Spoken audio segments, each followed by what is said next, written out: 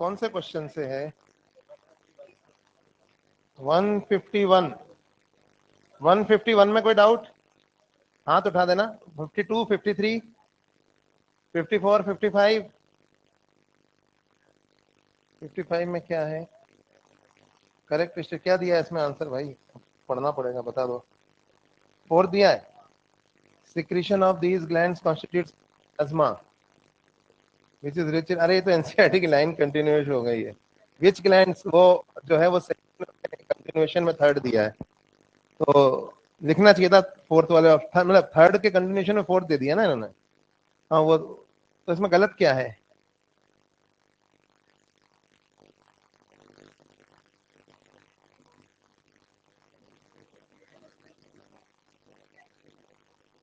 Spelling गलत है four skin की, पर इतनी छोटी सी बात के लिए एनीवेज। हाँ नहीं, इसमें चौथा ज्यादा सही है।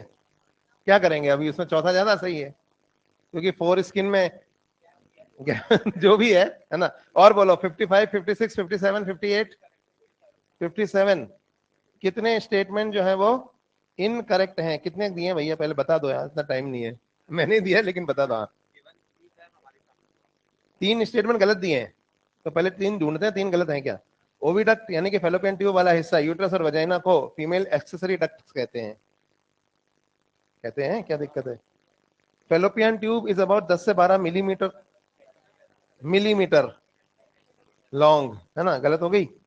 The edge of the infundibulum possesses finger like positions called as the femora which help in collection of, ये तो सही है। फोर्थ है infundibulum leads to the narrowest part, narrowest थोड़ी वाइडेस्ट होता है, 2 गलत हो गए। और first part of the oviduct isthmus has a narrow lumen, it joins with the uterus। अरे भैया मैंने बताया था ना, ओवेरी की तरफ से होगा, काउंट करेंगे तो isthmus will be the last part। नहीं बताया था? Proximal and towards the ovary होगा, डिस्टल एंड टुवर्ड्स द, तो फिर तो आंसर सही है इसमें। 57, 58, 59, 60, 59 correct statement. Memory gland is a characteristic feature of female mammal only. Correct पूछा है ना? होता तो मेल में भी है पर काम नहीं करते। Mammary glands are paired structures that contains majority of muscular tissue and variable amount of fat। Glandular tissue of each breast is divided into, ये तो एनसीईआरटी की लाइनों के हिसाब से देख लो कौन सा गलत हो रहा है। हाँ, cells of the alveoli secrete milk which is stored in the cavities। चौथा सही है ना, क्या दिक्कत है? तो आंसर क्या है? यार जल्दी बोला करो ना, इतना मेल में नहीं होते क्या मेमोरी ग्लैंड, है ना? तो गलत हो गया ना। 60, 61, 62, 63, 60 नहीं, 63 तक नहीं है। 64, 65, 66 नहीं है। 67, 60, 69 हाथ उठाओ। 66। अरे यार ये तो नर्वस सिस्टम का था, पर नर्वस सिस्टम था ना इस बार? था। हाँ नर्वस सिस्टम तो था। ओवर ये बाउंसर निकल गया, तो ये बताया तो था मैंने, वर्निकेज एरिया कौन से होता है। और तुमने मॉड्यूल नहीं पढ़ा होगा, फोरामेन मोनरो वगैरह सब दिया होता है मॉड्यूल के अंदर। मॉड्यूल कहीं ना, अरे एक तो बाउंसर आएगा ना, एक ओवर में एक तो मार सकते हैं ना। अब आप हर चीज एनसीईआरटी की लाइन में तो थोड़ी ना आएगी। याद करो सेक्शन बी में 15 में से सिर्फ 10 क्वेश्चन करने होते हैं, और वो सेक्शन बी इसलिए है क्योंकि CBSE is not the only board, NCERT is not the only board जिसको इंडिया के बच्चे पढ़ रहे हैं। स्टेट बोर्ड की बुक्स भी पढ़ते हैं ना लोग, तो इसलिए कुछ अभी से रूल ये रहेगा, जो हमने डिस्कस भी किया मीटिंग में, कि जो सेक्शन बी है उसमें 5 बाउंसर तो आएंगे। 15, क्योंकि देखो 10 ही तो करने होते हैं ना आपको। क्यों? A is relatively purely NCERT based, और जो बी है वो होगा एनसीईआरटी प्लस। जैसे अब डाइजेस्टिव सिस्टम नहीं आ रहा है मान लो इस साल 2024 में, लेकिन सेक्शन बी में क्या ये नहीं पूछा जा सकता विटामिन ए की डेफिशिएंसी से कौन सी डिजीज होती है? अगर आप ये नहीं पूछ रहे हैं और सिर्फ एनसीईआरटी लेने पड़ रहे हैं, तो बेवकूफी कर रहे हो आप। मतलब आपने को ये भी नहीं पता, विटामिन तो पढ़ के जाना है भले ही डाइजेस्टिव नहीं आ रहा हो, है ना? तो कुछ बेसिक चीजें तो पढ़नी ही है हमें, वो आएंगी बी सेक्शन में, जो आप कहोगे एनसीईआरटी में तो दी ही नहीं। पर विटामिन डेफिशिएंसी तो पढ़ना ही। 170 तक, 170 कौन सा गलत है? आंसर क्या है? थर्ड दिया हुआ यानी डी गलत है। इलेक्ट्रिकल साइनेप्सिस आर फास्ट, ये तो सही है यार। हाँ, इलेक्ट्रिकल साइनेप्स रेयर है, ये भी सही है। Transmission of an impulse across the electrical synapse is very, ये भी सही है। ये तो एनसीईआरटी की लाइनों से बना question. Electrical current can flow directly from neuron into the other, order नहीं अदर, अक्रॉस द साइनेप्स, ये गलत है। ऐसा सिर्फ इलेक्ट्रिकल साइनेप्सिस में होता है, केमिकल साइनेप्सिस में ऐसा नहीं होता। तो आंसर आएगा बी। अगर डी दिया है तो चेंज कर, क्या दिया है? सेकंड दिया है क्या आंसर? हाँ, उसने पूछा गलत कौन सा है, सेकंड तो मुझे गलत दिख रहा है। हाँ,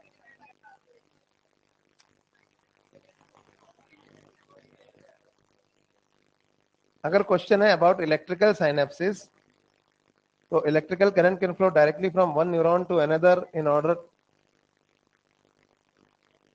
इसको बोनस कर दें। हालांकि इसमें एक लगाना है तो आप बी लगाओगे फिर, है ना? तो इसको बोनस ऐसे याद, मेरे को बाद में लिख के दे देना कोई एक दिन। 170 को बोनस कर देते हैं क्योंकि इसमें लगभग सारे ही सही हैं, क्योंकि क्वेश्चन में साइनेप्स नहीं इलेक्ट्रिकल साइनेप्स लिखा है। अगर सिर्फ साइनेप्स लिखा होता तो हम आंसर क्या मानते? तो हम बी लगा सकते थे ना। 71, 72, 73, 74, हाथ उठाओ, ऐसे नहीं। 71, 72, 73, 74, 75, 76, 77, 78, 79, 80, 80 में क्या है? 5 साल की लड़की में गेमिट क्या मिलेगा? Primary oocyte arrested in meiosis first of prophase. हाँ, और क्या मिलेगा बताया तो था। 91, 92, 93, 94, 95, 96, 97, 98, 99, 200। अबे फोटो कहाँ है? Given these structures, correct sequence of light from outside to inside, cornea, cornea के बाद एक्वस ह्यूमर, फिर लेंस, फिर विट्रस ह्यूमर, यानी कि डी सी ए बी नहीं है, तो इसको बोनस कर देंगे। तो 2 क्वेश्चन बोनस किए अपन ने। और कोई डाउट नहीं? तुम तो कह रहे बहुत सारे डाउट्स हैं। हाँ, सिर्फ 2 क्वेश्चन बोनस हैं क्योंकि एक में तो ऑप्शन ही सही नहीं है और दोनों में ऑप्शन एक भी। हाँ, कौन सा?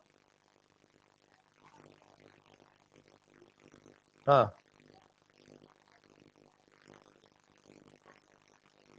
तो प्रोटोथीरिया में नहीं होते क्या? मेल में भी तो होते हैं एक्टिव।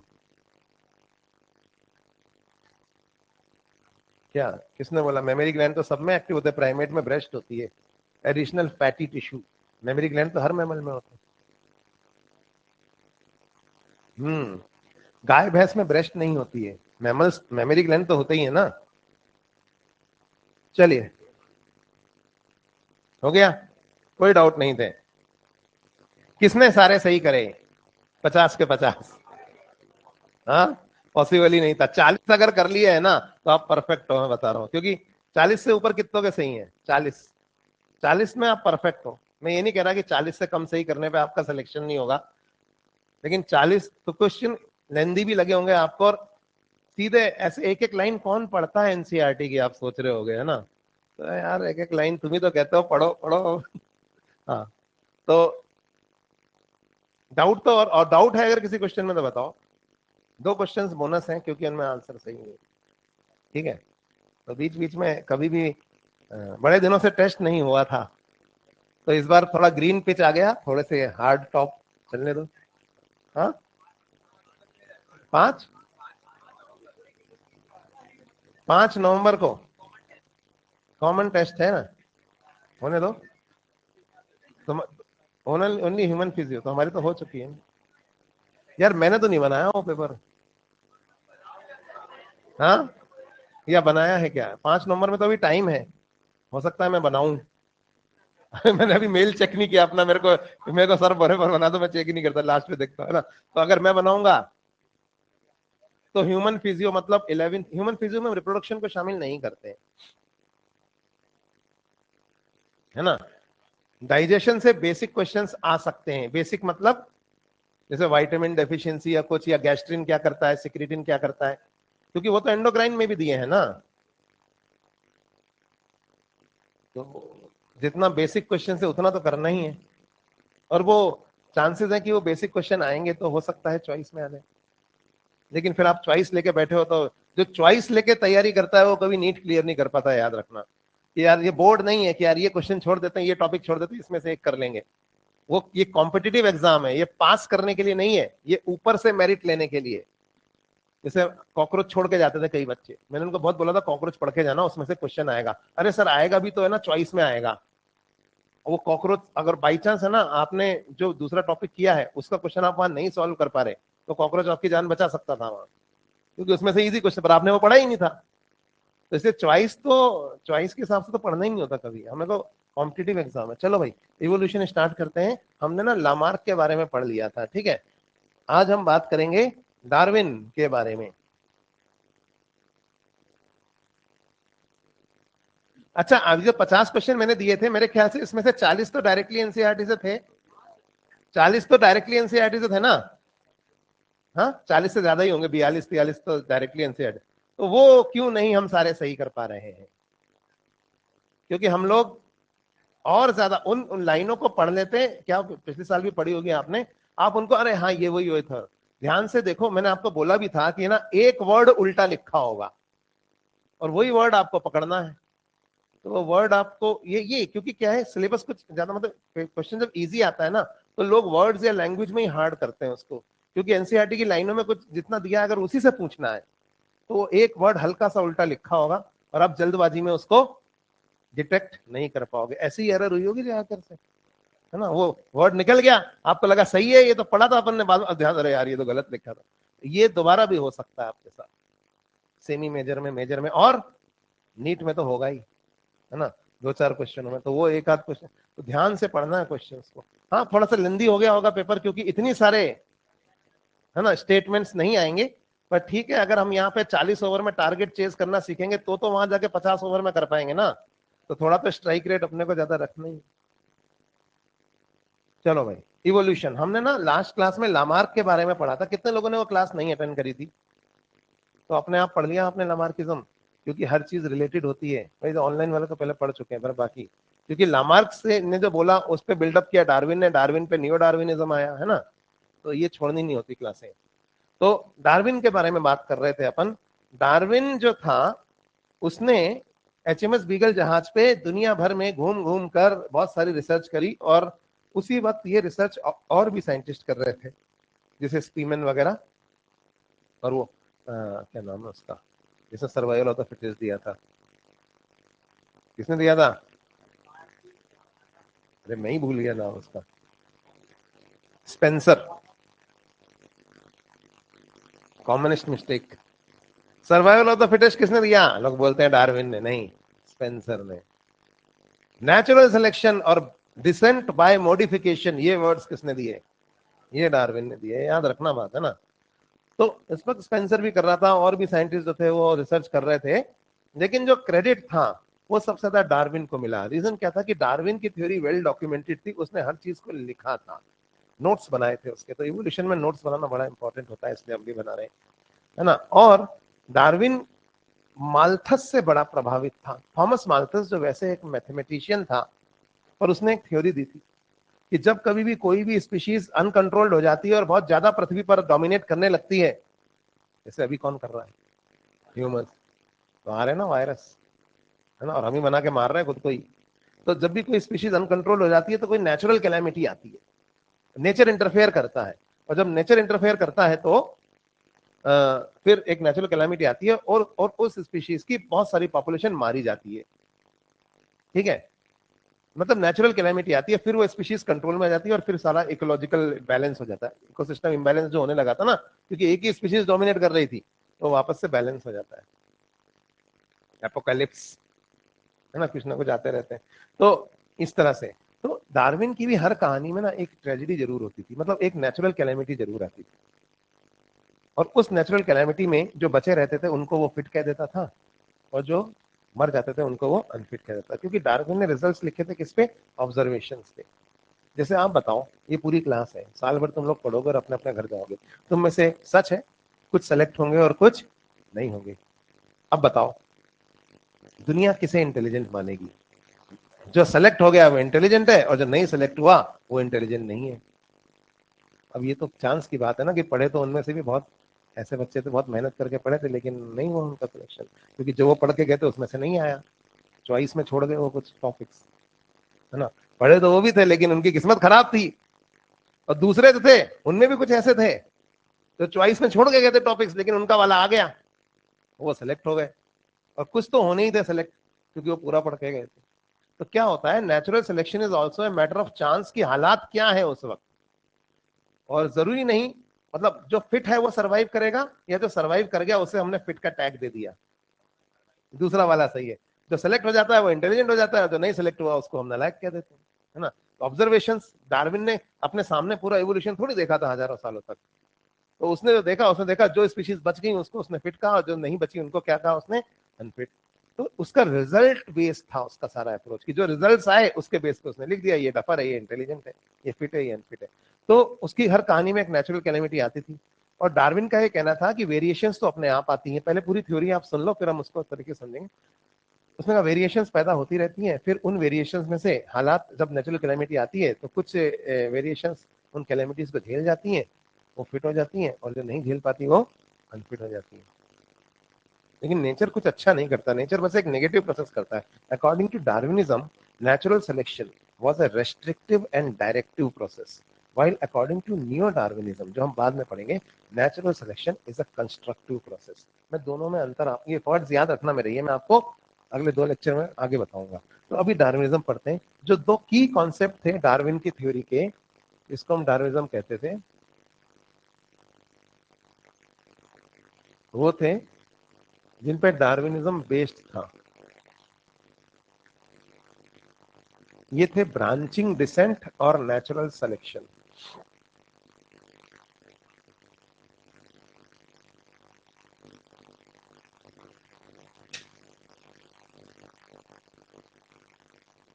अब what is branching descent and what is natural selection? जब आप नीचे की तरफ जाते हैं, मैं छोटे से एग्जांपल से यहाँ बताता हूँ। ब्रांचिंग डिसेंट जैसे है ना, एक छोटी सी है ना कीड़ों की, वॉर्म्स की एक कॉलोनी थी, जिसमें सारे वॉर्म ना रेड कलर के हुआ करते थे, और रेड कलर के वॉर्म जो थे ना, वो रेड कलर के ही वॉर्म्स पैदा करते थे। तो उस कॉलोनी में हजारों लाखों कीड़े थे, सब कौन से कलर के थे? रेड कलर के। एक ऑब्जर्वर आया वहां, जो दोबारा आएगा फिर 200 साल बाद, उसने उस कॉलोनी को देखा, उसने कहा ये वाले वॉर्म्स जो है ना ये सारे रेड होते हैं, और वो चला गया। ठीक है। लेकिन क्या हुआ कि एक जो वॉर्म था ना, उसके 2 बच्चों में से, मान लो हर वॉर्म 2 बच्चे पैदा कर रहा है, एक बच्चा ना ग्रीन पैदा हो गया था। अब ग्रीन वाला कौन से पैदा कर रहा था? ग्रीन। लेकिन ग्रीन इतने कम थे और इतनी माइनॉरिटी में थे कि वो दिखाई नहीं देते थे कॉलोनी को दूर से देखते, क्योंकि लाखों में से 999 990 कैसे थे? रेड। तो ग्रीन इतने कम थे, वो एक तो अपीयर हुए बाद में, और वो बहुत माइनॉरिटी में थे, तो उनकी तरफ किसी का ध्यान था ही नहीं।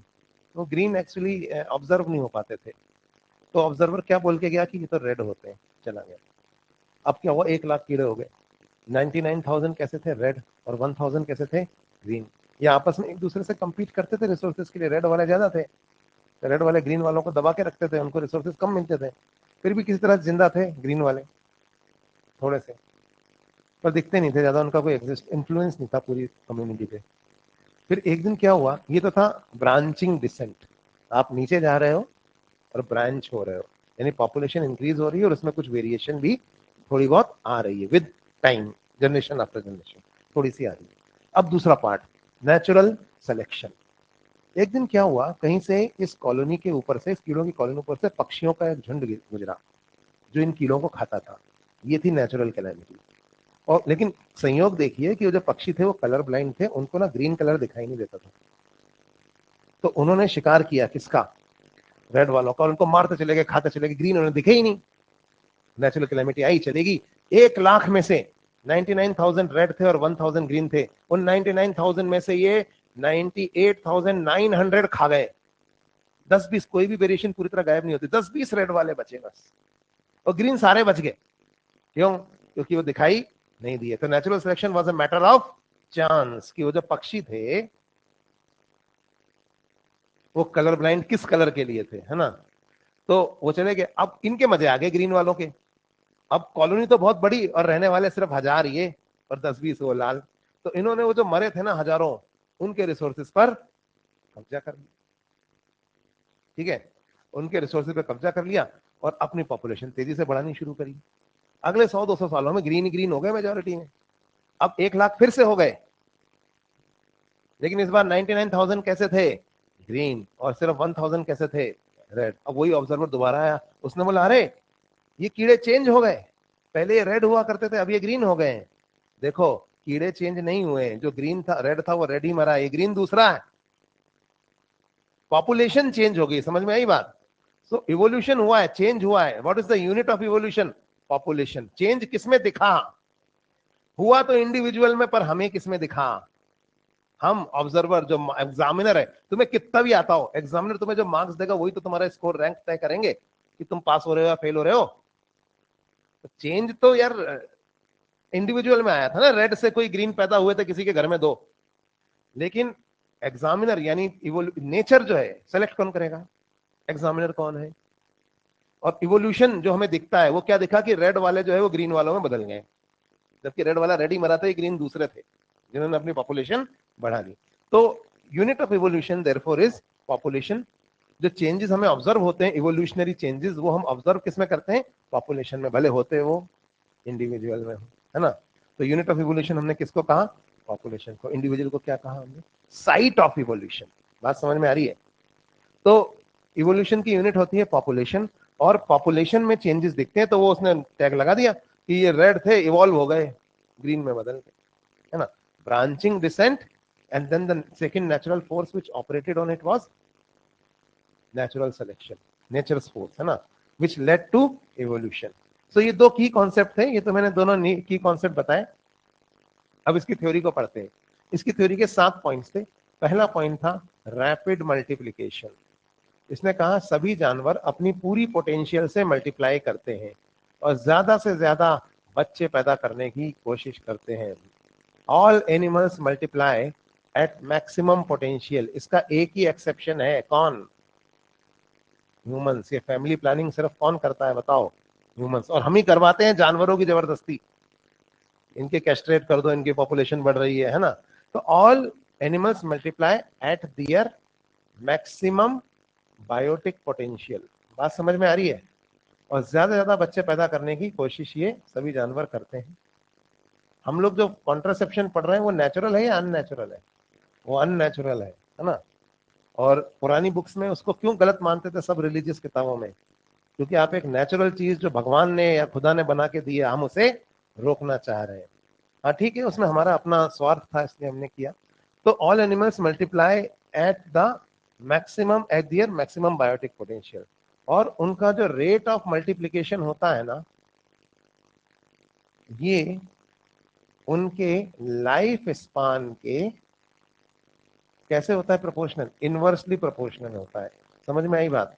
जिस जानवर का लाइफ स्पान जितना छोटा होता है उसमें रेट ऑफ मल्टीप्लिकेशन उतनी ही ज्यादा होती है, वो उतनी तेजी से मल्टीप्लाई करता है। क्यों? क्योंकि उसे अपना वंश जिंदा रखना है। अब हाथी तो 100 साल जिएगा तो वो धीरे मल्टीप्लाई करेगा। बैक्टीरिया को कुछ घंटे जिंदा रहना, तो उसको तो पहली चीज यही है कि पहले रिप्रोडक्शन कर लूं, फटाफट अपनी स्पीशीज बना दूं, दूसरी अपनी प्रोजेनी बना दूं, फिर मैं तो मरने वाला हूं। तो जिसको जितना कम वक्त दिया जाएगा इस दुनिया में, जिस आत्मा को पृथ्वी पर जीवन के लिए जितना कम वक्त दिया जाएगा, वो उतने ज्यादा तेजी से रिप्रोडक्शन करेगा। रिप्रोडक्टिव सिस्टम पहला सिस्टम था ना, बताया था आपको, है ना। तो रेट ऑफ रिप्रोडक्शन, अगर लाइफ स्पान छोटा है तो फास्ट होगा। अब रेट ऑफ मल्टीप्लीकेशन या रेट ऑफ रिप्रोडक्शन, इसको मैं मल्टीप्लीकेशन की जगह रिप्रोडक्शन लिख दूं, एक ही बात है, समझ में आ रही है? तो rate of reproduction is inversely proportional to life span. अब rate of appearance of variations अगर हम देखें कि वेरिएशन आने की पॉसिबिलिटी क्या है, rate of appearance of variations is directly proportional to rate of reproduction. मतलब अगर किसी स्पीशीज की रेट ऑफ रिप्रोडक्शन ज्यादा है या किसी पॉपुलेशन में किसी एक कपल की रेट ऑफ रिप्रोडक्शन ज्यादा है तो उसमें rate of appearance of variation आने की पॉसिबिलिटी भी ज्यादा है। जैसे माँ बाप दोनों टॉल थे, दो बच्चे पैदा कर, किस बात की प्रोबेबिलिटी ज्यादा, दोनों बच्चे कैसे होंगे, टॉल। माँ बाप दोनों फेयर हैं, एक ही बच्चा पैदा करा, किसकी प्रोबेबिलिटी ज्यादा है, बच्चा भी फेयर होगा। माँ बाप दोनों फेयर हैं, 10 बच्चे पैदा करे तो 8-9 तो फेयर पैदा हुए, एक थोड़ा डार्क पैदा हो गया।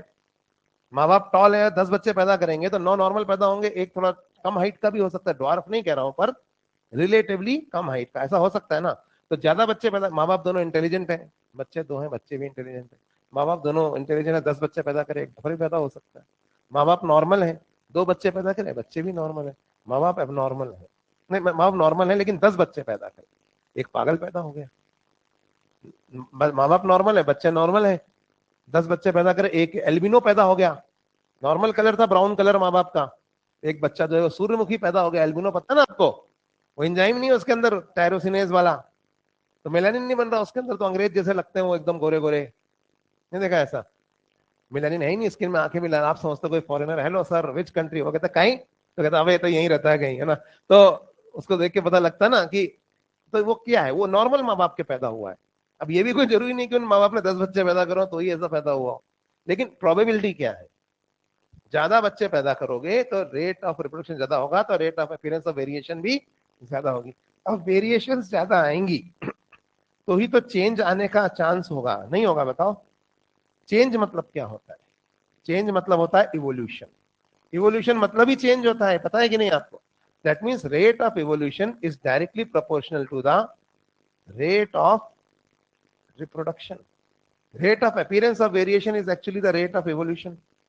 So rate of evolution is directly proportional to the rate of reproduction. मतलब कितना तेजी से चेंज आएगा। अब हम यहाँ पे कंपेयर करते हैं चार जानवरों के बीच में, चार ऑर्गेनिजम्स के बीच में, बैक्टीरिया, मॉस्क्यूटो, ह्यूमंस और एक टॉर्टोइज। और एक बात और, life span rate of reproduction के इनवर्सली प्रोपोर्शनल है। तो रेट ऑफ रिप्रोडक्शन किसमें डायरेक्टली, किसमें फास्ट होगा बताओ, बैक्टीरिया में, मॉस्क्यूटो में, ह्यूमन में या टॉर्टोइज में। उससे कम, उससे कम। देखो बैक्टीरिया कितने दिन, कितने घंटे जिंदा रहता है, फ्यू आवर्स मैक्सिमम, है ना। ये फ्यू डेज। ह्यूमन सपोज 80 से 100 ईयर, 100 ईयर मान लेते हैं, इससे ज्यादा तो नहीं हो सकता, है ना। टॉर्टोइज 400 ईयर्स तक, 300 दिया एनसीईआरटी में, चलो 400 ले। तो यहां देखो, अब रेट ऑफ इवोल्यूशन जो है वो रेट ऑफ रिप्रोडक्शन के डायरेक्टली प्रोपोर्शनल है ना, तो वो ऐसे होगा, होगा कि नहीं होगा। मैं एग्जांपल देता हूँ, 6 महीने पहले तुम्हारा गला खराब हुआ था, बैक्टीरियल इन्फेक्शन से, तुमने एंटीबायोटिक खाई, गला ठीक हो गया, पूरा कोर्स नहीं किया, थोड़ी बहुत खा के छोड़ दी। 6 महीने बाद दोबारा गला खराब हुआ, वही एंटीबायोटिक खा रहे हो, इस बार जो है गला ठीक नहीं हो रहा, बैक्टीरिया मर ही नहीं रहे, बैक्टीरियाओं में एंटीबायोटिक रेजिस्टेंस डेवलप हो गया है। बैक्टीरिया इवॉल्व कितने मंथ में, 6 महीनों में रेजिस्टेंस। आज से 20 साल पहले जब हम गंदी नाली के ऊपर डीडीटी छिड़कते थे तो मच्छर मर जाते थे, सुना होगा आपने। आजकल जब हम उन्हीं नालियों पे डीडीटी छिड़कते हैं तो ज्यादातर मच्छर नहीं मरते हैं, क्योंकि mosquitoes have evolve DDT susceptible से डीडीटी रेजिस्टेंट। कितने साल में, 20 साल में। आज से 10,000 साल पहले तक क्रोमैग्नन मैन मिलता था, 18,000 साल पहले तक। अब कौन मिलता है, होमोसेपियन। ह्यूमंस हैव इवॉल्व कितने सालों में, 10,000 सालों में चेंज आ गया। टॉर्टोइज 1 लाख साल पहले भी ऐसा था और अभी भी ऐसा ही है, शायद 1 लाख साल और ऐसा रहेगा। तो रेट ऑफ इवोल्यूशन छोटे जानवर का फास्ट होता है। पहला पॉइंट समझ गए, कोई दिक्कत नहीं। So this was the first point, rapid multiplication. तो ये डार्विनिज्म का फर्स्ट पॉइंट था। अब आते हैं सेकंड पॉइंट पे, देख लिया, नोट्स बनाने हैं इवोल्यूशन में, मैं बता रहा हूं। हाँ,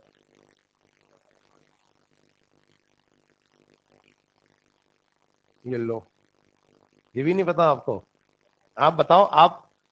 वायर, चलो ये आगे मैं समझाऊंगा आपको। बैक्टीरिया, और बैक्टीरिया से भी खतरनाक कौन है, वायरस। जब इनका रेट ऑफ मल्टीप्लिकेशन ज्यादा है तो ये डोमिनेट क्यों नहीं कर रहे, आपको यही नहीं पता, यही तो डोमिनेट कर रहे हैं। हम इन्हें कितना भी मार लें, हम इन्हें मिटा नहीं पा रहे हैं, लेकिन ये एक दिन हमें उड़ा देंगे। हर बार बचे हुए हम कब तक चलो ये आएगा आपके समझ। जीन पॉल्यूशन एक बॉटनी में टॉपिक पढ़ाया जाएगा आपको। एंटीबायोटिक रेजिस्टेंट क्रॉप्स सुना है आपने, जो हम इसलिए उगाते हैं क्योंकि माइक्रो ऑर्गेनिजम्स जो अपना एंटीबायोटिक डाल के हमारी पत्तियां खराब कर देते हैं, फसल खराब कर देते हैं, तो हमने बनाई एंटीबायोटिक रेजिस्टेंट क्रॉप। वो एंटीबायोटिक रेजिस्टेंट क्रॉप क्या करेगी, उसमें एंटीबायोटिक रेजिस्टेंट जीन है, वो क्रॉप तुम खा लो, अगर वो फूड क्रॉप है तो तुम्हारे एलिमेंट्री कैनाल में आ गया एंटीबायोटिक रेजिस्टेंट जीन, और वहां पाए जाने वाले हार्मफुल बैक्टीरिया ने वो ले लिया competence, the ability to incorporate a free gene, वो भी हो गया एंटीबायोटिक रेजिस्टेंट, अब तुम मरोगे, एंटीबायोटिक का भी असर नहीं होगा। समझ? तो ये तो जेनेटिक्स और जीन पॉल्यूशन अलग टॉपिक है, इकोलॉजी में देखोगे आप इसको। ये water pollution, soil pollution, air pollution, noise pollution देखा है, जीन पॉल्यूशन इस पे आता है क्वेश्चन। तो एनीवेज मैं यहाँ बता रहा था कि कौन डोमिनेंट है, छोड़ो, अभी तो हम ये पढ़ रहे हैं, टॉपिक से भटक गए। रैपिड मल्टीप्लीकेशन समझ में आ गया पहला पॉइंट। तो रैपिड मल्टीप्लीकेशन ये तो हो गया फर्स्ट पॉइंट। सेकंड पॉइंट जो डार्विनिज्म की थ्योरी का था वो था लिमिटेड इन्वायरमेंटल रिसोर्सेज। डार्विन ने कहा हर इन्वायरमेंट के या किसी भी इकोसिस्टम के जो रिसोर्सेज होते हैं वो होते हैं लिमिटेड। अब रिसोर्सेज क्या होते हैं, जैसे फूड और स्पेस, रहने के लिए जगह और खाने के लिए भोजन, मेन तो ये दो ही चीजें हैं, ठीक है। तो limited environmental resources, food and space, ये लिमिटेड है। एवरी इकोसिस्टम या एवरी बायोलॉजिकल सिस्टम या every environment has more or less a fixed carrying capacity। मतलब उसकी जो कैरिंग कैपेसिटी होती है वो मोर और लेस फिक्स होती है। जैसे सपोज यहाँ पीछे एक 2000 हेक्टर जमीन में एक छोटा सा जंगल है सपोज, है ना। अब उस जंगल की एक फिक्स कैरिंग कैपेसिटी है, उसमें at any moment of time कितने जानवर रह सकते हैं वो फिक्स है। एक शेर, 20 हिरन, 10 बिल्लियां, 20 कुत्ते, 100 चूहे, 1000 मक्खियां, 1 करोड़ बैक्टीरिया, ये रह सकते हैं उसमें। अब इनमें से आप एक का भी पॉपुलेशन इंक्रीज या डिक्रीज करोगे तो उसका इंपैक्ट सबकी पॉपुलेशन पे आएगा। क्या आपने ऐसा कुछ पढ़ा है? क्योंकि सब फूड चेन से लिंक्ड है। तो किसी भी इन्वायरमेंट की एक फिक्स कैरिंग कैपेसिटी होती है जिसमें इतने इतने प्राइमरी प्रोड्यूसर, सेकेंडरी प्रोड्यूसर इतने इतने इतने होते हैं। अब आप एक भी उसमें से चेंज होगा तो वो कैरिंग कैपेसिटी जो है वो डिस्टर्ब हो जाएगी, ये पता है आपको। तो एवरी इन्वायरमेंट हैज मोर और less a fixed carrying capacity. मतलब उस इन्वायरमेंट में फूड और स्पेस हर एक स्पीशीज के लिए लिमिटेड है।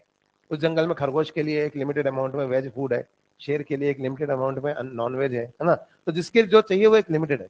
तो एवरी इन्वायरमेंट हैज मोर और less a fixed carrying capacity. Now point number 1 plus point number 2 दोनों को ऐड कर दो तो क्या आएगा? पॉइंट नंबर 3 आएगा। समझ में आ रहा है? पॉइंट नंबर 1 एंड 2 से उसने पॉइंट नंबर 3 डिराइव किया। अब जब आप बताओ मल्टीप्लीकेशन रैपिड होगा और इन्वायरमेंटल रिसोर्सेज लिमिटेड होंगे तो स्ट्रगल फॉर एग्जिस्टेंस तो होना ही है, नहीं होना? तो पॉइंट नंबर 1 क्या था? Rapid multiplication. सभी जानवर पूरी तेजी से बच्चे पैदा कर रहे हैं और जिस एनवायरमेंट में वो रह रहे हैं उसकी कैरिंग कैपेसिटी जो है वो लिमिटेड है। तो जब रैपिड मल्टीप्लिकेशन है और लिमिटेड कैरिंग कैपेसिटी है तो स्ट्रगल फॉर एग्जिस्टेंस तो होना ही है। समझ में आ रहा है नहीं आ रहा?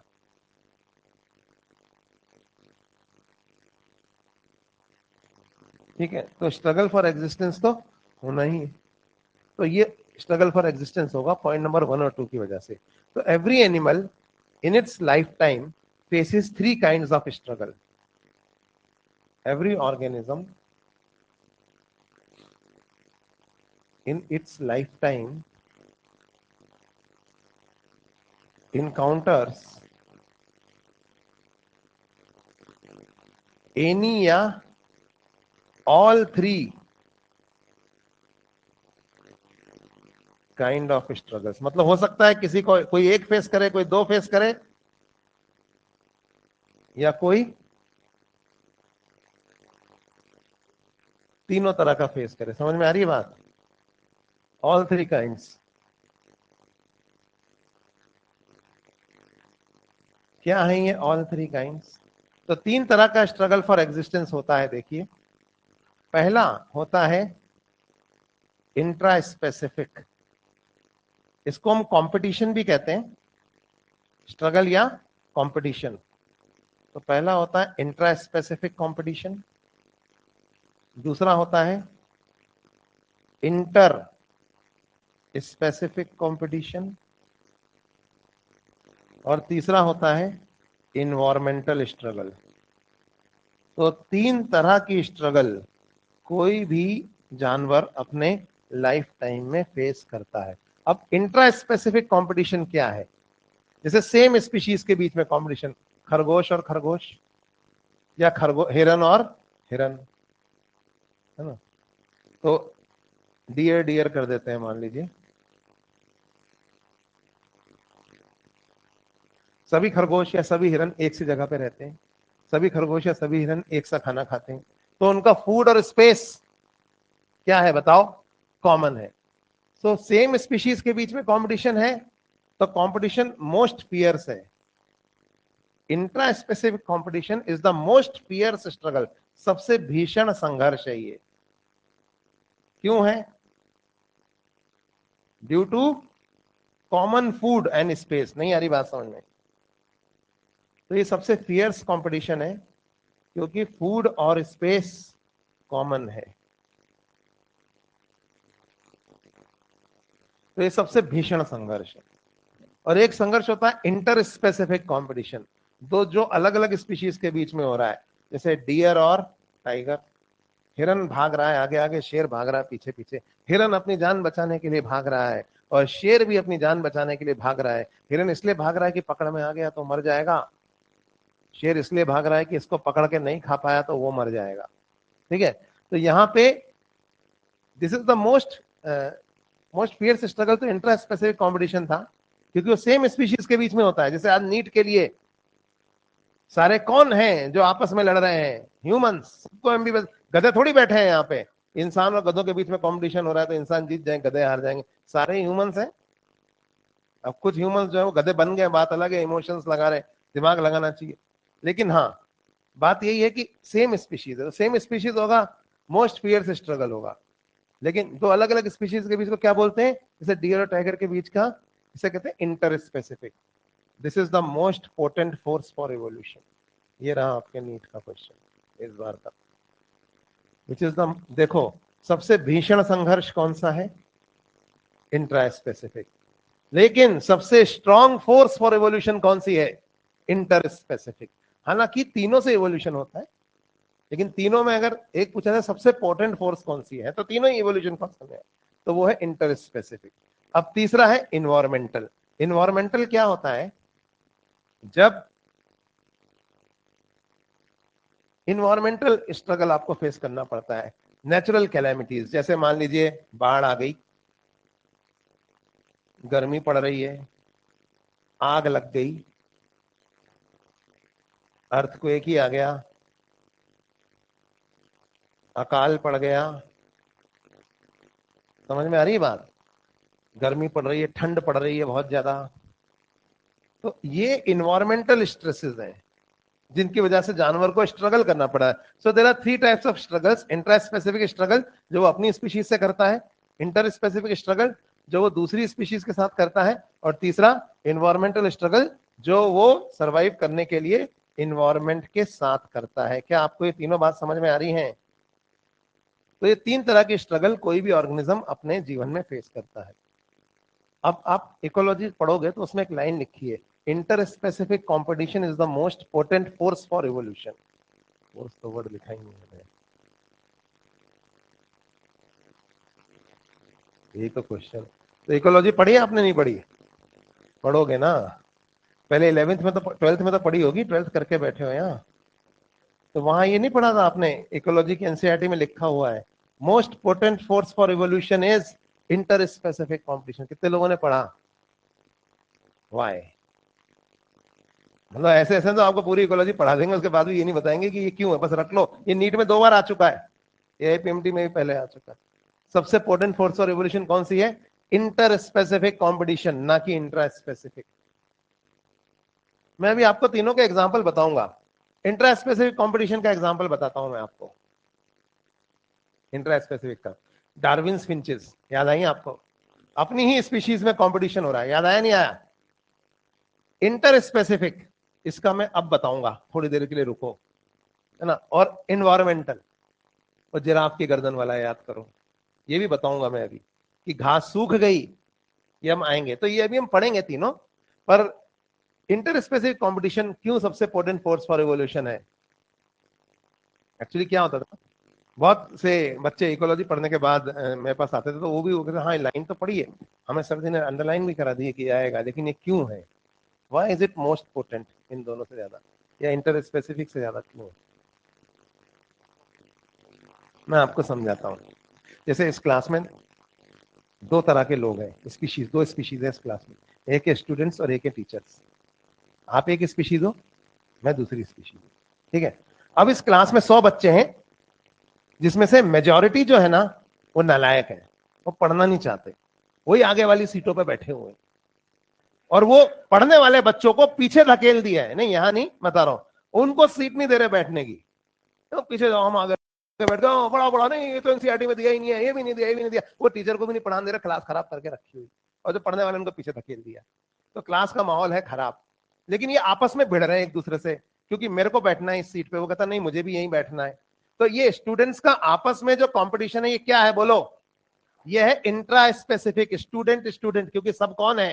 स्टूडेंट है ना। मैं दूसरी स्पीशीज हूं, मैं टीचर हूं जो एक अलग स्पीशीज है। अब मैं आता हूं क्लास में, मेरा काम है नालायक बच्चों को क्लास से बाहर निकाल देना, उन्हें खत्म कर देना, उन्हें खा जाना, किल कर देना या खा जाना, एक ही बात। तो मैं रोज आता हूं, 8-10 नालायकों का शिकार करता हूं मैं, और उन्हें क्लास से निकाल के बाहर फेंक देता हूं। और जब वो नालायक बाहर निकल जाते हैं तो थोड़ा स्पेस क्रिएट हो जाता है, किसके किसके फलने फूलने के लिए? पढ़ने वाले बच्चों के। तो थोड़े से पढ़ने वाले बच्चे इंक्रीज होने लगते हैं कि क्लास, पहले क्लास का इंप्रेशन क्या था, लोग आते थे बोलते थे अरे ये तो 402 वाली क्लास है, बहुत नालायक क्लास है, सब लोग कहते। एक ऑब्जर्वर आया मान लीजिए, और वो यहाँ देख के गया, बोला 406 वाली क्लास बहुत नालायक क्लास है, क्योंकि इसमें मेजोरिटी ऑफ बच्चे कैसे थे उस टाइम? नालायक थे। नालायक और पढ़ने वाले दोनों भिड़े हुए थे एक दूसरे से, ठीक है, और इनके बीच में लात घूंसे चल रहे थे, लेकिन डोमिनेट कौन कर रहा था? नालायक वाले, क्योंकि उनकी पॉपुलेशन ज्यादा थी। तो बाहर से कोई भी देखने आता था तो इंप्रेशन यही बनता था कि ये तो नालायक क्लास, ठीक है। अब मैं आया उसमें दूसरी स्पीशीज, टीचर, और मैं तुमसे ज्यादा पावरफुल हूं, मैं तुम्हारा शिकार कर सकता हूं, तुम मेरा नहीं कर सकते। मैं रोज आता हूं, 8-10 नालायकों को खा जाता हूं। तो धीरे धीरे क्या हुआ, जब मैं करता गया, और ये उतना फियर्स कंपटीशन नहीं है, आपस में तो एक दूसरे के लात घुसे चल रहे हैं, लेकिन मैं तो मारता हूं तो दूसरा पिट जाता है, क्योंकि मैं ज्यादा पावरफुल हूं, मैं प्रीडेटर हूं और प्रे है, समझ में आ रही है बात? तो धीरे धीरे क्या हुआ, मैं रोज नालायकों को खाता था चुन चुन के, और अच्छे बच्चों को मैं कोई नुकसान नहीं पहुंचाता था। धीरे धीरे क्या हुआ, नालायकों की संख्या कम होती गई, और उनकी जगह कौन लेता गया? अच्छे बच्चे। 6 महीने बाद एक और ऑब्जर्वर आया क्लास में, मतलब बड़ी डिसेंट क्लास है, बड़े अच्छे बच्चे हैं, class has evolved, the class has changed. नहीं आ रही बात समझ में? तो वो बच्चे, गंदे बच्चे और अच्छे बच्चे आपस में भिड़ रहे थे, उससे क्लास का सुधार हुआ, या टीचर ने किसका शिकार किया वो डिसाइड करेगा। ये तो होगी एनालॉजी, अब रियल एग्जांपल सुनो, दोबारा नहीं पढ़ाऊंगा, आगे आएगा। इंग्लैंड में एक मॉथ था, बिस्टन बेटुलेरिया टिपिका, पुराने इंग्लैंड में, ध्यान से सुनना, कहानी दोबारा नहीं सुनाऊंगा। ये मॉथ ना पुराने इंग्लैंड में, जब इंडस्ट्रीज नहीं थी, इंग्लैंड का अच्छा मौसम था, ये मॉथ ना 2 कलर के पैदा होते थे, डार्क और लाइट। हम उनको बोलेंगे सफेद और काला, समझने के लिए, है ना। तो काले वाले और सफेद वाले दोनों बराबर पैदा होते थे, बराबर। लेकिन पुराने इंग्लैंड में पॉल्यूशन नहीं था, तो पेड़ की टहनियों पे लाइकेन ग्रो करता था, तो लाइकेन की वजह से टहनियों पर सफेद कोटिंग बन जाया करती थी, ठीक है।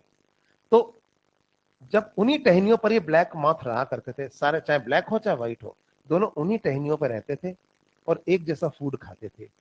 यानी ब्लैक और व्हाइट कॉमन रिसोर्सेज के लिए कंपीट कर रहे थे, बस उनका कलर अलग था। तो इनके बीच का कंपटीशन क्या है? इंट्रा स्पेसिफिक, ठीक है। लेकिन क्या होता था, ये बहुत भीषण कंपटीशन है, लेकिन व्हाइट, क्योंकि टहनियां व्हाइट थी, तो व्हाइट वाले जब उन पर बैठ जाते थे ना, तो वो दिखाई नहीं देते थे, लेकिन ब्लैक वाला व्हाइट बैठता था तो साफ दिखाई देता था। इन मॉथ्स को चिड़ियाएं खाती थी, बर्ड्स इन मॉथ्स को खाया करती थी। अब जब मॉथ, अच्छा, बर्ड का और मॉथ का कंपटीशन क्या है? Inter specific. तो बताओ बर्ड्स चुन चुन के किसको इजीली खा लिया करती थी? ब्लैक वाले सब शिकार हो जाते थे। मतलब 100 बच्चे पैदा हुए, 50 ब्लैक थे, 50 व्हाइट थे। ब्लैक 49 मर गए, एक ही बचा। व्हाइट जो थे वो 50 में से एक ही मरा, 49 बच गए। तो क्या होता था कि जब भी हम इन्हें गिनने जाते थे इंग्लैंड में, तो हमें मेजोरिटी ऑफ मॉथ्स कैसे मिलते थे बोलो? व्हाइट मिलते थे। तो हमने कहा कि बिस्टन बेटुलेरिया टिपिका जो है ये व्हाइट कलर के होते हैं। इक्का दुक्का कोई रेयरली ब्लैक पैदा हो जाता है, लेकिन होते कैसे हैं? व्हाइट होते हैं। तो हमने ये नोट लगाया, ये मॉथ्स जो है व्हाइट कलर के होते हैं, हम चले गए। अब इंग्लैंड में इंडस्ट्रियल रेवोल्यूशन आया, इंडस्ट्रीज लगी, इंडस्ट्रीज से पॉल्यूशन हुआ। Lichens are pollution indicators. तो वो पॉल्यूशन की वजह से लाइकेंस मर गए। लाइकेन के मरने की वजह से पेड़ की टहनी अपने ओरिजिनल ब्राउन कलर में आ गई। उससे भी बुरा हुआ कि उन कई जगहों पर उन टहनियों पर धुआं जमा हो गया, तो टहनी ब्राउन से डार्क ब्राउन या ब्लैक हो गई। पैदा तो अभी भी दोनों बराबर हो रहे थे, व्हाइट और ब्लैक वाले। लेकिन अब जब उन टहनियों पर ब्लैक वाले बैठते थे तो वो दिखाई नहीं देते थे। रेट ऑफ रिप्रोडक्शन दोनों का सेम था, लेकिन अब ब्लैक वाले नहीं दिखाई दे रहे थे। तो अब चिड़िया चुन चुन के किसको आसानी से खा सकती थी? व्हाइट बड़ा क्लियर दिखाई देते थे अब, क्योंकि अब टहनिया ब्लैक है, व्हाइट नहीं है ना। तो वो चुन चुन के व्हाइट को खाती थी। तो व्हाइट की पॉपुलेशन गिरी। और व्हाइट की पॉपुलेशन गिरी तो उनके रिसोर्सेज पे किसने कब्जा कर लिया? ब्लैक वालों ने। इनके मजे आ गए, इनकी बढ़ती चलेगी बढ़ती चलेगी बढ़ती चलेगी। तो अब उल्टा हो गया, व्हाइट की पॉपुलेशन गिरी और ब्लैक की पॉपुलेशन बढ़ गई। 100 साल बाद, जब भी जितना भी टाइम लगा, इंडस्ट्रियल रेवोल्यूशन के बाद हमने दोबारा जब इन मॉथ्स की काउंट करी, तो हमने कहा अरे ये तो सारे ब्लैक हैं, क्योंकि व्हाइट वाले तो शिकार हो गए ना। तो हमने क्या कहा? व्हाइट मॉथ्स ब्लैक हो गए, इंडस्ट्रियल मेलानिज्म। इंडस्ट्रीज से निकले धुएं ने सफेद मॉथ्स को काला कर दिया। मिसनोमर है इंडस्ट्रियल मेलानिज्म। ऐसे थोड़े काले हुए थे वो, क्या धुएं ने उन्हें काला किया था? नहीं, पर इन्वायरमेंट में आए चेंज की वजह से जो फिट था वो अनफिट हो गया, और जो अनफिट था, नहीं आ रही बात समझ में? तो अब हमने गिना तो हमने कहा सारे काले हो गए। उसके बाद क्या हुआ पता है? फिर इंडस्ट्रीज इंग्लैंड से धीरे धीरे निकल गई, क्योंकि इंग्लैंड ने दूसरे देशों पे कब्जा किया, इंडिया जैसे देशों पे जहां हम आपस में लड़ते मरते रहते हैं, और इंडिया में डिवाइड एंड रूल किया। बहुत इजी था कब्जा करना, क्योंकि हम लोग डिवाइडेड थे, हम लोग, हमारे धर्म अलग अलग थे, जाति अलग अलग थी। वो तो सारे एक से थे, क्रिश्चियन थे। तो उन्होंने अटैक किया इजिली और हमें डिवाइड करके हमारा दिया। ये हिस्ट्री आपको पता है, इसमें मैं नहीं जा रहा। इसके बाद इन्होंने हमारे हमारे लोगों को सस्ती लेबर के रूप में यूज किया। यार ये सस्ती लेबर। तो उन्होंने कहा अभी इंग्लैंड में तो कोई भी आदमी 500 रुपए मांग रहा किसी चीज को काम करने के, तो इंडिया वाला तो 50 रुपए में करने को तैयार है। तो उन्होंने सारी इंडस्ट्रीज कहाँ शिफ्ट कर दी? इंडिया में। England is no longer a manufacturing economy. आपने कितनी चीजों पे मेड इन इंग्लैंड लिखे हुए देखा है? क्या आपने मेड इन इंग्लैंड ज्यादा लिखे हुए देखा है? Made in China, made in India, made in China, made in Taiwan, made in India, made in Sri Lanka, ये ज्यादा देखा होगा आपने।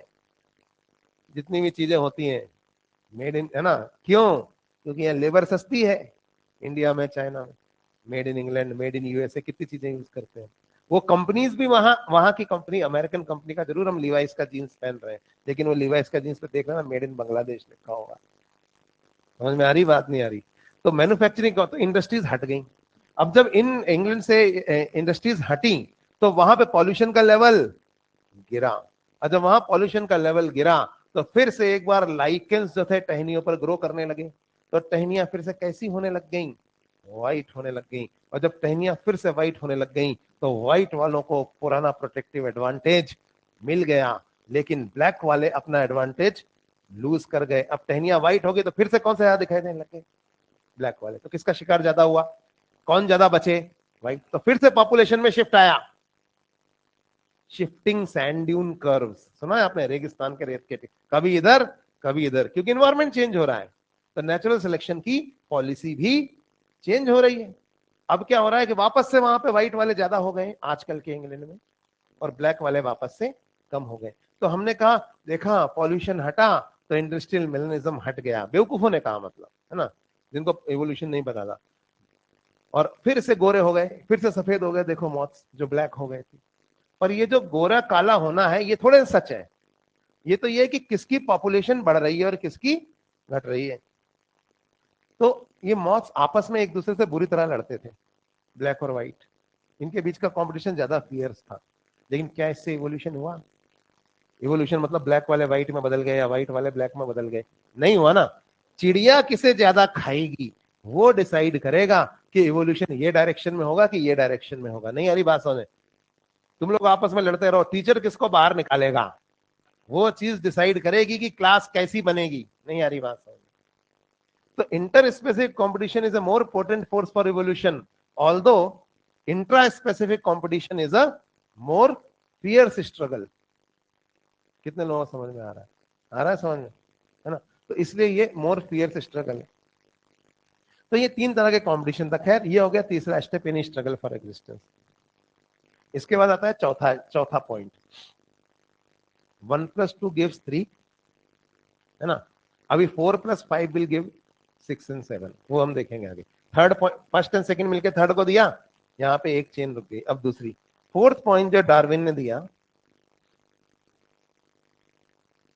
और यही डार्विनिज्म की वीक लिंक थी, यही तो कमजोर कड़ी है जिसकी वजह से डार्विन फेल हो गया। तो 3 पॉइंट समझ में आए। चौथा point, appearance of variations. Darwin ने कहा कि वेरिएशंस अपीयर होती हैं किसी भी रैपिडली मल्टीप्लाइंग पॉपुलेशन में।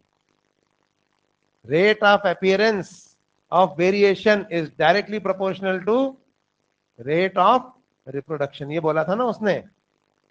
उससे पूछा वेरिएशंस क्यों अपीयर होती हैं, तो उसने कहा रैपिड मल्टीप्लिकेशन से होती हैं। कैसे होती हैं नहीं पता, पर ज्यादा बच्चे पैदा करोगे तो वेरिएशन आने की प्रोबेबिलिटी भी बढ़ जाएगी। एक तो उसने ये कहा कि रैपिड मल्टीप्लिकेशन होता है, और दूसरा उसने कहा वेरिएशन आने का, ये उसने दूसरा वाला उसने लामार्क से चुराया, पे इफेक्ट ऑफ एनवायरनमेंट भी होता है। अब बताओ, अगर हम दिन भर धूप में बैठेंगे तो थोड़े काले हो जाएंगे ना, ये उसने बोला कि ऐसे ही है। ये उसने लामार्क से, ज्यादा काले हो जाओगे दिन भर धूप में, निगर लोग। मान लीजिए ऐसा हुआ तो नहीं था, ऐसा उल्टा हुआ था। इनफैक्ट अफ्रीका में ह्यूमन इवॉल्व हुए, अफ्रीका में बहुत गर्मी पड़ती है, तो वहां पे सब निगरो थे, काले थे, मिलेनिन ज्यादा था स्किन में। अब कुछ ह्यूमन वहां से यूरोप में रहने चले गए, वहां पे धूप कम पड़ती, तो धीरे धीरे उनके स्किन का मिलेनिन कम हो गया, वो गोरे में कन्वर्ट हो गए। बात समझ में आ रही नहीं आ रही? ये सही नहीं है, पर जो हम पढ़ रहे हैं अभी थ्योरीज वो है। तो rate of effect of environment भी पड़ता है भाई वेरिएशन पे। तो उसने कहा दो मेन चीजें जो उसने समझाने की कोशिश करी कि अपीयरेंस ऑफ वेरिएशन कैसे आता है। तो उसने कहा एक तो रैपिड मल्टीप्लिकेशन से आता है, ज्यादा बच्चे पैदा करोगे तो वेरिएशन आने की प्रोबेबिलिटी ज्यादा होगी। माँ बाप टॉल है, 2 ही बच्चे पैदा करेंगे तो बच्चे टॉल ही होंगे, लेकिन 10 बच्चे पैदा करेंगे तो एक थोड़ा शॉर्ट हो जाएगा। तो इन्होंने कहा rapid multiplication and effect of environment lead to appearance of variation. ये सच नहीं है। असल में वेरिएशन इसलिए आती है क्योंकि ये डार्विन के टाइम पे ये बात किसी को नहीं पता थी, क्योंकि किसी ने डीएनए नहीं सुना था, किसी ने क्रोमोसोम नहीं सुना था, और किसी को म्यूटेशन नाम का वर्ड नहीं पता था। आपको पता है म्यूटेशन क्या होते हैं? डार्विन को नहीं पता था। तो डार्विन को म्यूटेशन शब्द का अर्थ नहीं पता था, और आज आपको पता है कि बेसिकली जो जेनेटिक मटेरियल में चेंज आता है, चेंज इन जीनोटाइप, जो म्यूटेशन नाम की प्रोसेस से आता है, वही चेंज फिर आने वाली जनरेशंस के फिनोटाइप में एक्सप्रेस होता है ना? Change in genetic material leads to appearance of variations. ये बात सही है ना? ये डार्विन को नहीं पता था जेनेटिक मटेरियल क्या होता है, यही उस टाइम पे ज्यादा रिसर्च नहीं था। तो अपीयरेंस ऑफ वेरिएशन म्यूटेशन की वजह से आती है, और ये उसका वीक पॉइंट था। Darwin could not explain the root cause of variation, कि क्यों आती है, क्योंकि उसने क्या नहीं सुना था? म्यूटेशन नाम का वर्ड उसने नहीं सुना था। तो ये ड्रॉबैक था। Darwin could not explain root cause of variations.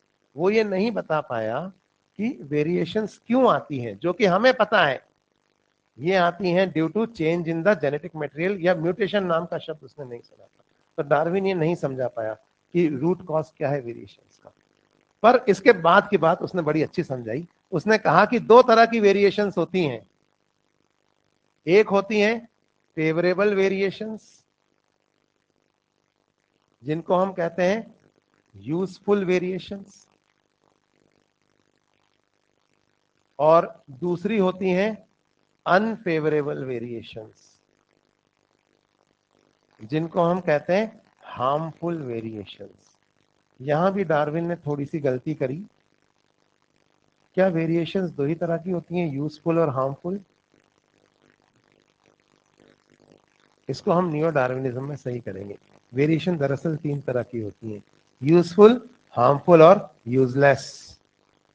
Useless, इसका कोई फायदा भी नहीं है और कोई नुकसान नहीं। लेकिन डार्विन ने कहा यूजलेस कुछ नहीं है, जो यूजफुल नहीं है वो क्या है, हार्मफुल है।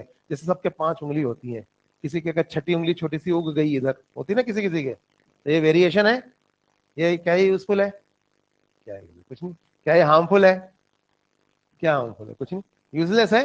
लेकिन डार्विन ने कहा नहीं, ये हार्मफुल है, क्योंकि वो छोटी उंगली कभी टूट गई तो उसमें इन्फेक्शन हो जाएगा, जब उसकी जरूरत नहीं है तो वो क्यों है। बात समझ में आ रही नहीं आ रही? तो डार्विन ने कहा बस दो ही तरह की वेरिएशन होती है, यूजफुल और harmful.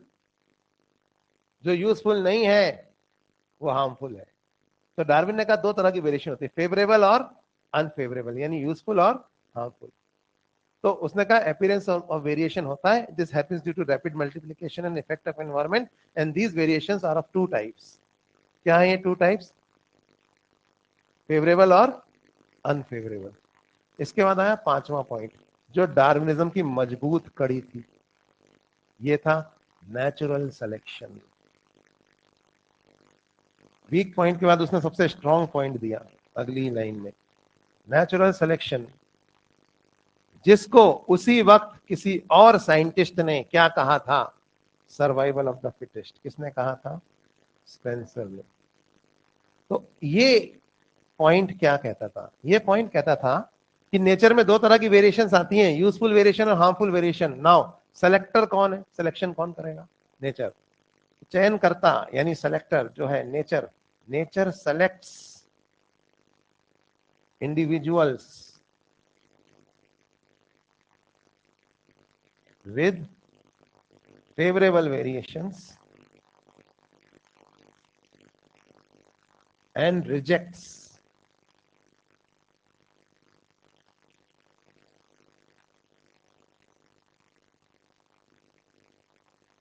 the ones with unfavorable variations या harmful variations। तो नेचर जो है एक तरह की वेरिएशन वाले इंडिविजुअल को एक तरह के पर्टिकुलर इन्वायरमेंट में सेलेक्ट करता है और दूसरे वालों को उसी इन्वायरमेंट में क्या कर देता है, रिजेक्ट कर देता है। हो सकता है यही नेचर किसी और इन्वायरमेंट में उस दूसरे वाले को सेलेक्ट करे और पहले वाले को रिजेक्ट करे। नहीं आ रही बात समझ? तो ये तो इन्वायरमेंट पे इफेक्ट तो है ही इन्वायरमेंट का, क्योंकि नेचर का कोई उसूल नहीं है, वो इन्वायरमेंट के हिसाब से अपने उसूल बदल लेता है ना। तो and rejects the ones with the unfavourable variations. तो ये था अगला पॉइंट जिसको हमने कहा नेचुरल सिलेक्शन। अब नेचुरल सिलेक्शन हो गया, एक जो है वो बच गया, दूसरा वो मर गया। आगे क्या? अब जो सेलेक्टेड वेरिएशंस हैं उनको अगली जनरेशन में क्या करना है, इनहेरिट करना है। तो अगला पॉइंट लिखे, छठा पॉइंट लिख लिया यहां तक? तो छठा पॉइंट था इनहेरिटेंस ऑफ सेलेक्टेड वेरिएशंस। कि सेलेक्टेड वेरिएशंस का इनहेरिटेंस कैसे हुआ, मतलब वो अगली जनरेशन में ट्रांसफर हुई। सो according to Darwin, nature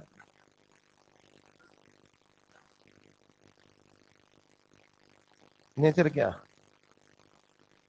organisms, selected organisms ज्यादा,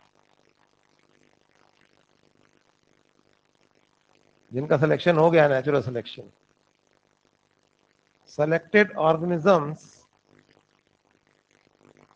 transferred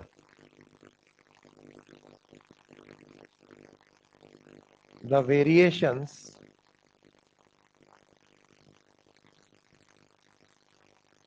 into their progenies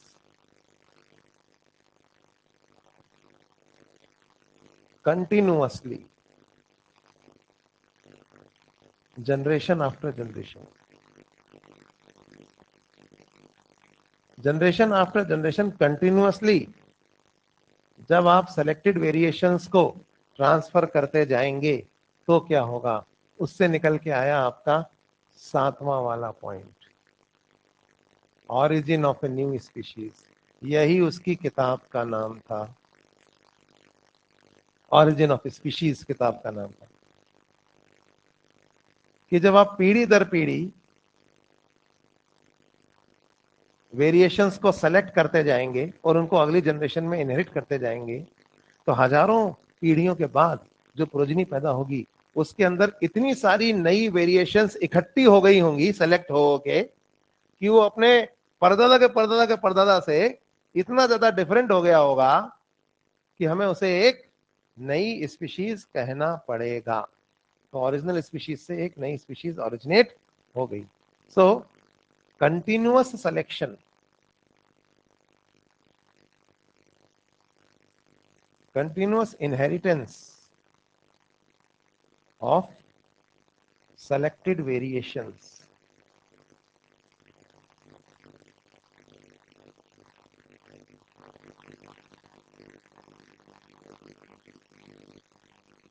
over a span of thousands of generations, या over a span of many generations कह सकते हैं।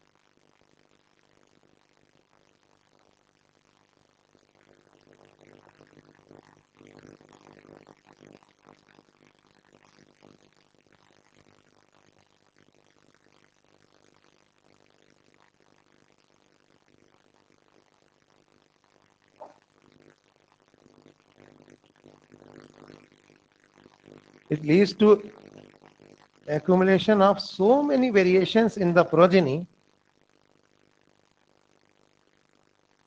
that it becomes so much different from its ancestor, बिल्कुल ही अलग लगने लगता, that we are forced to call it as a new species.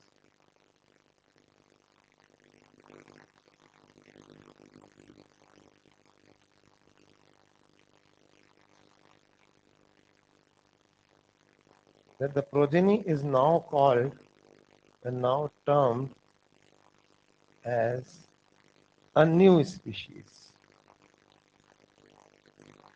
इस inheritance को हम कंटिन्यूअस इनहेरिटेंस कहते हैं। इसको मैं अभी आपको समझाता हूं जस्ट से।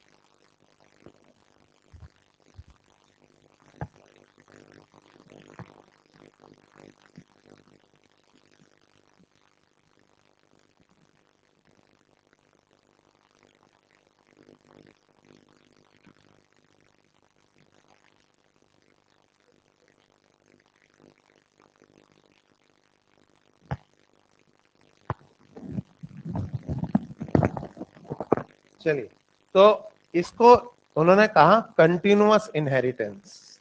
ये उसने कहां से लिया? लामार्क से। तो चलो कंटिन्यूअस इनहेरिटेंस के एग्जांपल से समझते हैं। अच्छा बताओ, पहले अंडा आया कि मुर्गी आई? आप कहोगे ये कैसा क्वेश्चन है, ये तो हमारे बड़े बुजुर्ग कहते थे इसका तो कोई जवाब ही नहीं है। अरे तो वो थोड़ी तो नीट के स्टूडेंट थे या बायो के, आप तो इवोल्यूशन के स्टूडेंट हो, आपको इसका जवाब पहले पता होना चाहिए कि पहले अंडा आया कि पहले मुर्गी आई। कितने लोग कहते हैं कि पहले मुर्गी आई, कितने लोग कहते हैं पहले अंडा आया? तो फिर अंडा कहां से आया? अरे सर वो सम्राट चौक पे अंडे का ठेला है ना, वहां से लिया था। नहीं, कहां से आया है? पहले मुर्गी आई कि पहले अंडा आया? हम्म। अरे बड़ी सीधी सी बात है, पहले तो अंडा ही आया होगा ना। अब वो अंडा कहां से आया, चलो इस बात का जवाब ढूंढते हैं। तो भाई ऐसा है, जब रेप्टाइल डोमिनेट करते थे इस प्लेनेट पे, तो एक रेप्टाइल था जिसका नाम था ए। इस ए ने बहुत ज्यादा बच्चे पैदा करे। अब ज्यादा अंडे दोगे और ज्यादा बच्चे पैदा करोगे तो वेरिएशन आने की चांसेस ज्यादा होंगे। तो इसने खूब अंडे दिए, खूब अंडे दिए। तो ज्यादा अंडे देने की वजह से इसमें से एक अंडे से जो बच्चा निकला वो थोड़ा डिफरेंट था। मैं ये नहीं कह रहा कि डार्विन सही है, मैं आपको डार्विनिज्म पढ़ा रहा हूँ, याद रखना। इसमें गलतियां होंगी तो हम नियो डार्विनिज्म में सही करेंगे। अभी सुनो डार्विन ने क्या कहा। उसने कहा कि ए ने बहुत ज्यादा बच्चा पैदा करा, तो उसमें से एक जो अंडा था उसमें से तो बच्चा निकला बी। उसके ना छोटे छोटे पंख थे। इन पंखों का अभी कोई यूज नहीं पर थे, पर पंख एक यूजफुल वेरिएशन है, बड़े हो जाएंगे तो इनसे उड़ा जा सकता है। तो बी ने उस वेरिएशन को सी में ट्रांसफर कर दिया। सी में वो पंख थोड़े से और लंबे हो गए, जिसकी वजह से सी ने उन पंखों को डी को ट्रांसफर कर दिया। डी में वो थोड़े से और लंबे हो गए, हल्का हल्का उछल लेते थे इनसे उधर उधर, तो अच्छा लगा रही तो और लंबे करके उसने ई को दे दिए। धीरे धीरे धीरे धीरे ऐसे हजारों जनरेशन के बाद, समझ लो ए से एफ जी एच आने में कई जनरेशन निकल गई हैं। एच तक ले लेते हैं चलो। तो एच हजारों जनरेशन के बाद था। एच में वो पंख इतने लंबे हो चुके थे कि अब उनसे उड़ा जा सकता है। इस दौरान जॉ जो था वो मॉडिफाई होकर बीक में बदल गया और दांत गिर गए, क्योंकि दांतों का कोई यूज नहीं था। तो किसी का यूज हो रहा है और किसी का डिसयूज हो रहा है। लामार्क से मारा डार्विन ने, बताया था ना मैंने। तो इस चक्कर में क्या हुआ कि एच जो था वो अपने पूर्वज ए से इतना ज्यादा डिफरेंट हो गया था कि वो उड़ सकता था, उसके बड़े बड़े पंख थे। और जॉ जो था वो मॉडिफाई होके बीक में बदल गया था। तो हमने कहा ये तो बहुत ज्यादा डिफरेंट है, इसको हमने क्या कहा, एवीज। तो रेप्टाइल के अंडे में से मुर्गी निकली। बात समझ में आ रही नहीं आ रही? तो और ये क्या है, ये बी से लेके जी तक क्या है, ये है इंटरमीडिएट स्टेजेस। तो धीरे धीरे धीरे धीरे इस तरह से हुआ। और ये बीच की जो चीजें हैं ये क्या थी, इंटरमीडिएट स्टेजेस, ऐसा डार्विन ने कहा। तो इस तरह से उसने कहा कंटिन्यूअस इनहेरिटेंस, इसी को हम कहते हैं कि कई जनरेशंस के बाद selected variations over span of many generation. इसकी वजह से इतना बड़ा चेंज आता है कि वो एक नई स्पीशीज यानी रेप्टाइल से क्या बन गया, एवीज बन गया। ये डार्विन ने कहा, मैंने ये कहा ही नहीं कि सही है। तो मैं जो मैं कहता हूं उसे ध्यान से सुनो वरना डाउट्स आते जाएंगे, ठीक है? तो हमें को तो 20 साल हो गए पढ़ाते हुए, तो शक्ल देख के बताता हूँ उसके दिमाग में क्या डाउट चल रहा है। ऑनलाइन थोड़ी पढ़ाया 20 साल, ऑफलाइन पढ़ाया है ना।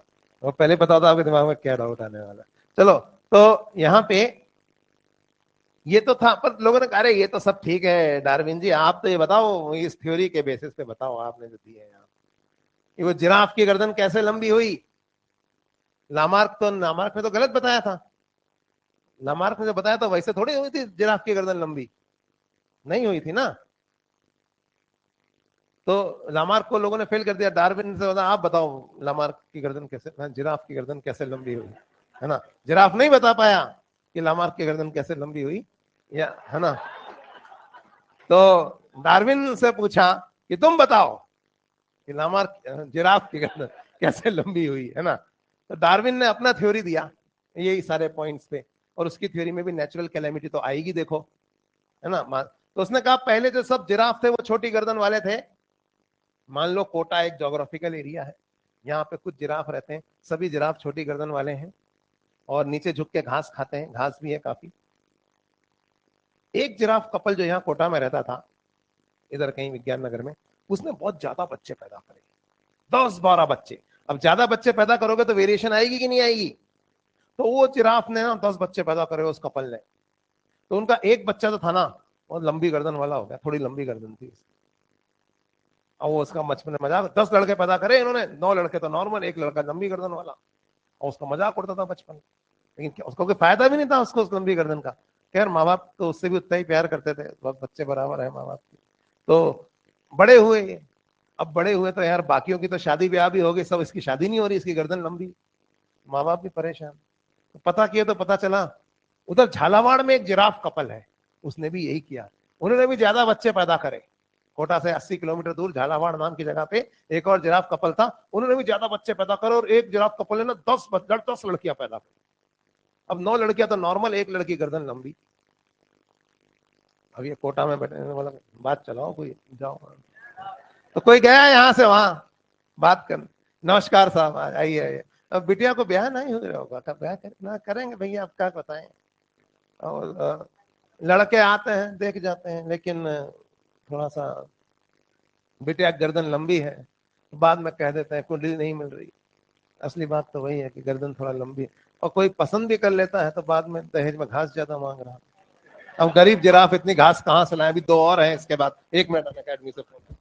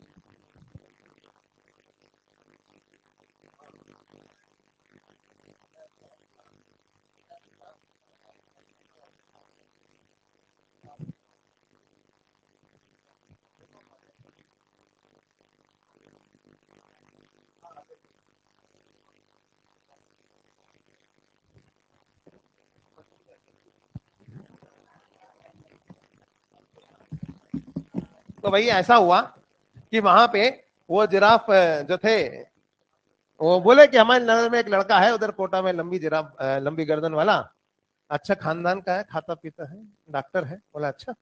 अरे पर वो तो उनका बिरादरी, अरे बिरादरी बिरादरी का क्या करना है, तुम्हारी बिटिया को इतना लंबी गर्दन वाली लड़की लड़का मिल रहा है लंबी गर्दन वाला, बहुत।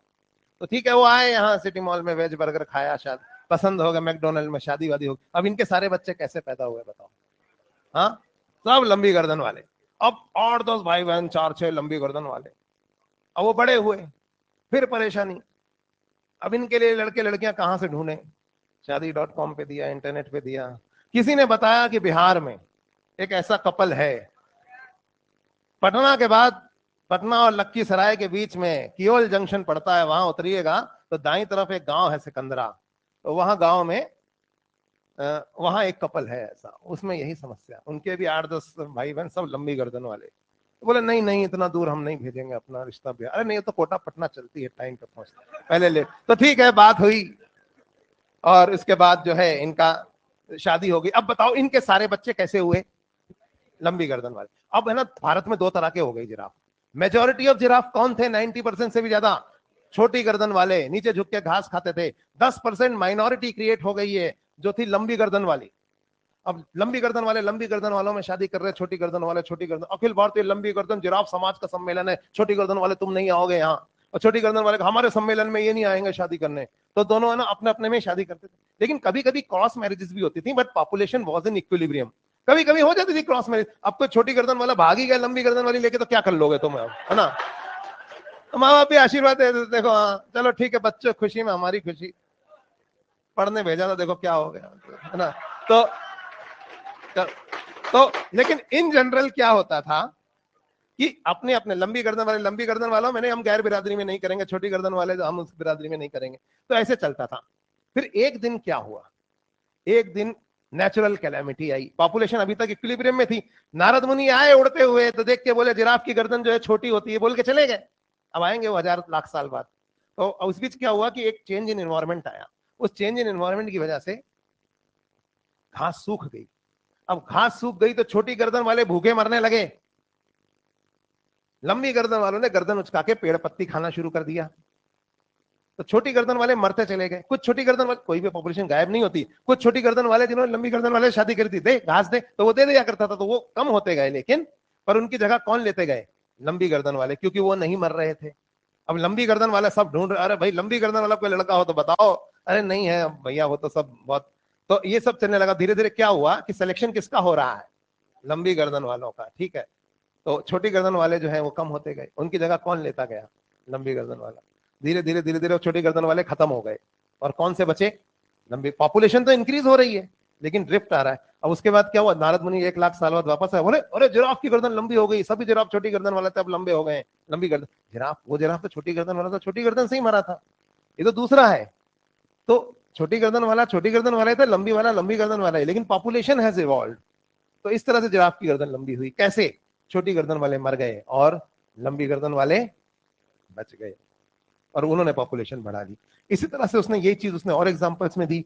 पहले हिरन जो थे वो बिना सींग वाले होते थे, फिर कुछ सींग वाले पैदा हो गए। फिर जब भेड़ियों और लकड़बग्घों ने ये डिसाइड किया, इंटर स्पेसिफिक कॉम्पिटिशन, पहला वाला एनवायरमेंटल एग्जाम्पल था। अब मैं इंटर स्पेसिफिक बता रहा हूं कि हम तो हिरन खाएंगे, तो बिना सींग वालों का शिकार ज्यादा हुआ, क्योंकि सींग वाले लड़ते थे। बात समझ में आई? तो बिना सींग वालों की पॉपुलेशन गिरी और सींग वालों की बढ़ गई। पहले तालाब में 99% बैक्टीरिया थे, वो डीईटी से मर जाते थे। कुछ बैक्टीरिया ऐसे, बैक्टीरिया मच्छर, कुछ मच्छर ऐसे भी थे जो डीईटी से नहीं मरते थे, लेकिन वो बहुत कम थे। लेकिन जब हमने डीईटी छिड़का, नेचुरल कैलेमिटी आई जब मच्छरों के ऊपर, तब फर्क पता चला ना, पॉपुलेशन चेंज होगी। समझ में आ रही बात? तो इसने ये कहा कि क्या होता है कि जब नेचर चेंज होता है, एनवायरमेंट में चेंज आता है, तो उसकी वजह से एक वेरिएशन फिट होती है और दूसरी कैसी हो जाती है? अनफिट हो जाती है। और ये एनवायरमेंट टू एनवायरमेंट वेरी करता है। कहीं लंबी चोंच वाली डार्विन फिंचेस सेलेक्ट हुई हैं और कहीं छोटी चोंच वाली। ऐसा नहीं है कि एक ही हर जगह फिट है ना? तो इसकी वजह से वेरिएशंस आती हैं। तो इस तरह से इसने एग्जांपल्स देके इस थ्योरी को, इनको हम अगली क्लास में पढ़ेंगे, अभी तो टाइम खत्म हो गया।